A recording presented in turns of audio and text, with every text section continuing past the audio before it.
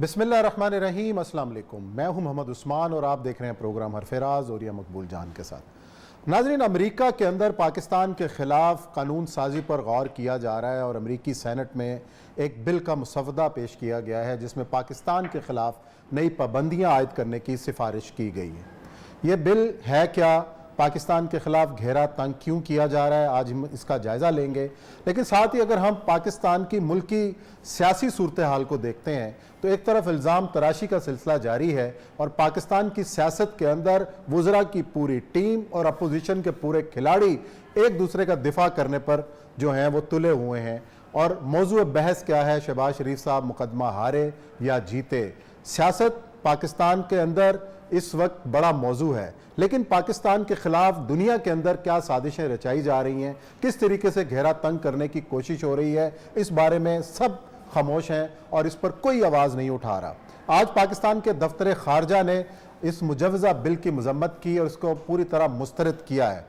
पाकिस्तानी सियासत की चंद झलकियां देखते हैं कि पाकिस्तान में सियासत का मौजू है क्या, और उसके बाद हम उस बिल का जायज़ा लेते हैं कि वो क्या है और उस पर पाकिस्तान की सलामती के लिए किस तरह ख़तरात खड़े किए जा रहे हैं। सुनाए जी ज़रा क्या है।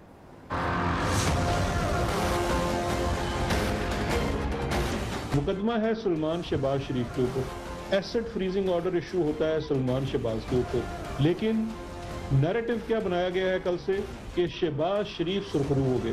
भाई शहबाज शरीफ कैसे सुरखरू हो गए? ये नेशनल क्राइम एजेंसी ने सलमान शहबाज शरीफ और उनके लॉयर हैं जुल्फकार अहमद का एक जो अकाउंट, जो क्लाइंट अकाउंट होता है, उसके ऊपर एसेट फ्रीजिंग ऑर्डर लिया था। इस पूरे ऑर्डर के अंदर शहबाज शरीफ का नाम नहीं है। कौन से झूठ बोला, लोगों को जेलों में डाला, जिला वतनियां सख्तियां हमने बड़े तहम्मुल से बर्दाश्त की, मगर शहजाद अकबर आज इमरान खान को मरवा गया है। झूठा एहतिसाब का बयानिया था, वो आज अपनी मौत मर के दफन हो चुका है। नैब हो, FIA हो, अरबों खरबों के इल्जाम लगे, ना नवाज शरीफ के खिलाफ ना मेरे खिलाफ एक धेले की करप्शन का सबूत अभी तक नहीं लेके आया। लंदन में हमारे खिलाफ, मेरे खिलाफ, मेरे बच्चों के खिलाफ NCA के पास ये गए। जब ठप्पा कोर्ट का लगा तो इसलिए लगा कि वो NCA यूनिलैटरली गया कोर्ट में कि हम इस तहकीकात को अब ख़त्म करना चाहते हैं। शरीफ फैमिली का एक वतीरा बन गया है, कभी भी उन्होंने एक सच की बात जो है वो नहीं की। शाह बहादुर ने मियां शहबाज शरीफ साहब, जिनकी करप्शन के चर्चे पूरे हिंद और सिंध में और चरिंद और परिंद में, एक मजिस्ट्रेट का फैसला, उसको बुनियाद बनाकर ओवरऑल ये साबित किया जी कि मैं तो बिल्कुल नेकोकार। उन्होंने उन 47 जाली बैंक अकाउंट्स और 20 असली बैंक अकाउंट्स जो रमजान शुगर बिल के 25 अरब रुपए की मनी लॉन्ड्रिंग के, जो FIA और नैब जो है वो एंड रिजल्ट तक पहुंची हुई है, उसका तज़किरा कोई नहीं किया। जी नाज़रीन, आपने देखा हुकूमत और अपोजिशन के रहनुमाओं की वो बयानिए की जंग जो वो सारा दिन कौम के सामने लड़ते हैं, और एक है पाकिस्तान का बयानिया जिसको अमेरिका के अंदर जो है को मानने को तैयार नहीं है। 70,000 से ज़ायद पाकिस्तान के शहरी शहीद हुए दहशतगर्दी के खिलाफ जंग में, और आज अमेरिका की अफवाज अगर अफगानिस्तान से इनखला करती है तो पाकिस्तान उसमें मदद देता है। इसका भी कोई दुनिया इसको तस्लीम नहीं कर रही। आखिर क्या वजह है और क्यों ये कानून साजी पाकिस्तान के खिलाफ हो रही है, और ये कानून है क्या? और यह साहब, ये तो थी हमने बयानिए की जंग जो देखी है, हुकूमत और अपोजिशन बड़ी कामयाबी से एक दूसरे के खिलाफ लड़ रहे हैं, लेकिन पाकिस्तान के बयानिए की जंग कौन लड़ेगा? देखिए, अजीब व गरीब हालत है। आपको याद है कि गुज़श्ता तकरीबन जब से तालिबान का इशू हुआ है, मैंने कहा कि ये होने वाला है और ये वहाँ पक रहा है। अब जिस मैं को वली अल्लाह नहीं हूँ, अमेरिका के अखबारात उठा लें, दुनिया पूरी में जब मज़ामीन चल रहे हैं, एक हवा जो बनाई जा रही है हमारे खिलाफ, जो एक इल्ज़ाम बिल्टअप किया जा रहा है, वो नज़र आ रहा था कि पाकिस्तान अगला निशाना है।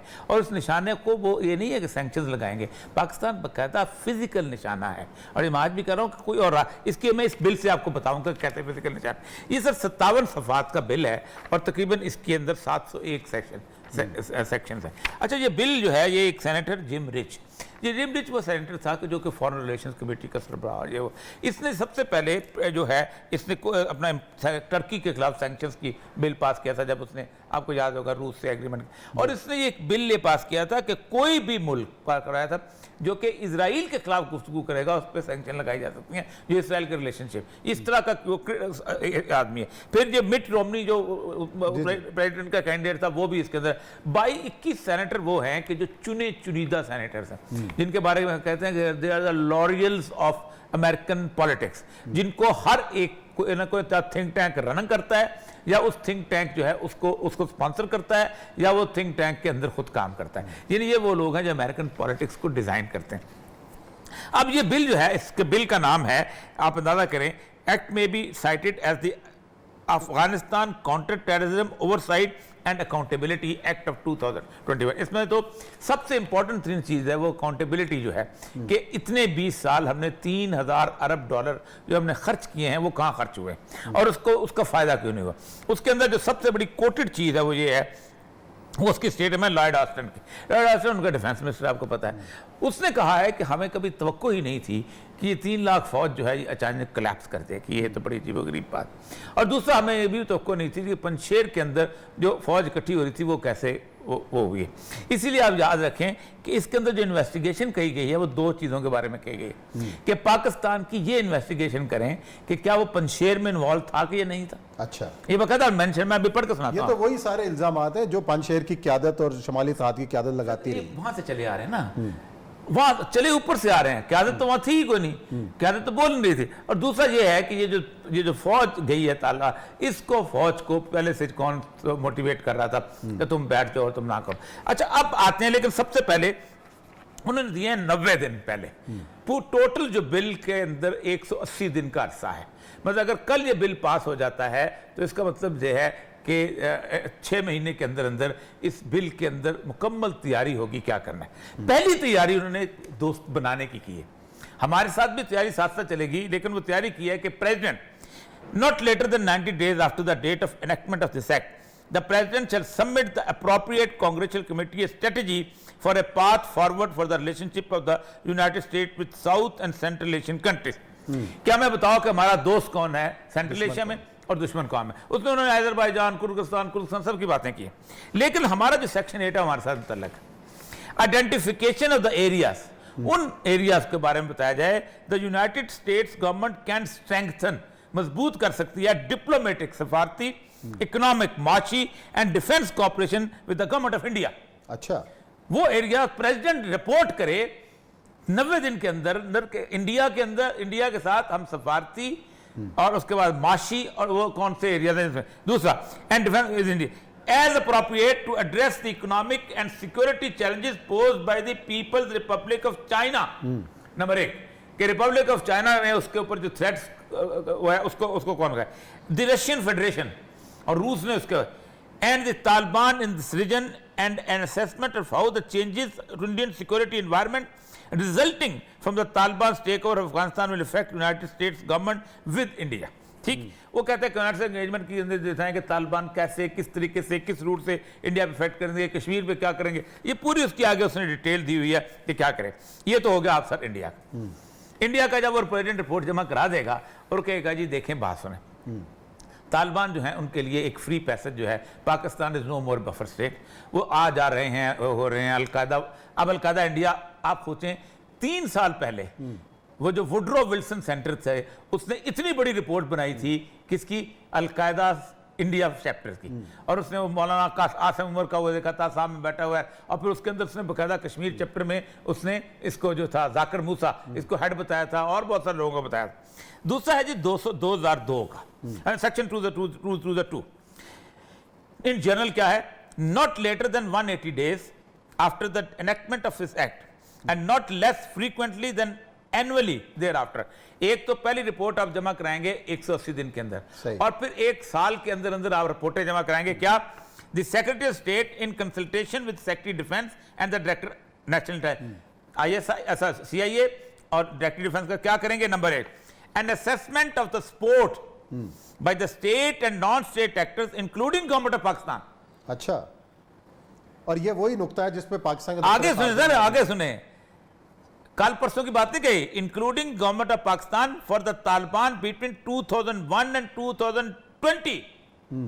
पूरे 20 साल में पाकिस्तान के रियासत ने और गैर रियासती इदारों ने क्या कुछ किया, including the provision of sanctuary space, उनको छुपने की जगह दी, फाइनेंशियल सपोर्ट, माल दिया, intelligence support, logistic and medical support, training, equipping and technical operations of the strategic, an assessment of the support of the state and non-state actors including government of Pakistan for 2020 effective of the Taliban that toppled the government of the Islamic Republic of Afghanistan. ये कैसे हुई?